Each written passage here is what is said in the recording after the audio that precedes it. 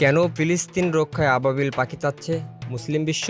কাবাঘর ধ্বংস করতে আসা হস্তি বাহিনীকে পরাস্ত করেছিল আবাবিল পাখি। ছোট ছোট আবাবিল পাখি, তবে এই পাখিই ছিল মক্কাবাসীর মুক্তির দূত। ক্ষুধা দৈহিক অত্যাচারী আব্রাহা চেয়েছিল মক্কায় অবস্থিত আল্লাহর কাবাঘর গুড়িয়ে দিবে। বিশাল বাহিনী নিয়ে মক্কার দিকে এগিয়ে এসেছিল সে। এই বিশাল বাহিনীর সামনে প্রতিরোধ গড়ার মতো ক্ষমতা ছিল না মক্কাবাসীর। আল্লাহ তাআলা তাদেরকে নিরাশ করেননি, রক্ষা করেছিলেন পুরো মক্কা নগরী ও পবিত্র কাবাঘরকে। আল্লাহ তাআলা আসমান থেকে পাঠিয়েছিলেন আবাবিল পাখি। ইতিহাস থেকে জানা যায় রাসূল সাল্লাল্লাহু আলাইহি সাল্লামের জন্মের বছরে মক্কায় এ ঘটনা ঘটে। ইসলাম আগমনের আগেও মানুষজন মক্কায় গিয়ে কাবাঘর তাওয়াফ করত এবং কাবার সামনে ইবাদত করত। মক্কার কাবার সম্মান ও মর্যাদার বিষয়টি চক্ষুশূল হয়ে ওঠে ইয়েমেনের গভর্নর আব্রাহা বিন সুবাহার কাছে। আব্রাহা তৎকালীন মানুষদের মক্কার কাবা থেকে ফেরাতে নিজের রাজ্যে কাবার মতোই দেখতে একটি ঘর নির্মাণে মনস্থির করল।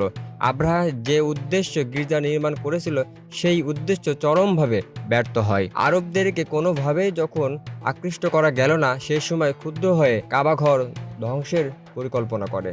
ইতিহাস থেকে জানা যায় ভোরবেলা আব্রাহা বাহিনী কাবাঘর ধ্বংসের জন্য অগ্রসর হয়। বিভিন্ন বর্ণনায় জানা যায় 20,000 এবং কোনো কোনো বর্ণনায় 60,000 সেনার কথা এসেছে। আব্রাহা যখন মক্কা অভিমুখে রওনা হওয়ার উদ্যোগ নিল, হাতিকে মক্কার দিকে হাঁটাতে চেষ্টা করলো, কিন্তু শত চেষ্টা করেও হাতিকে মক্কামুখী করা গেল না। হস্তি চালকরা প্রাণপণ চেষ্টা করেও ওদেরকে কাবামুখী করতে চরমভাবে ব্যর্থ হয়। এই সময় হঠাৎ মুহূর্তের মধ্যে সমুদ্রের দিক হতে সবুজ বর্ণের ঘাড় বিশিষ্ট একদল কৃষ্ণ বর্ণের পাখির আবির্ভাব ঘটল।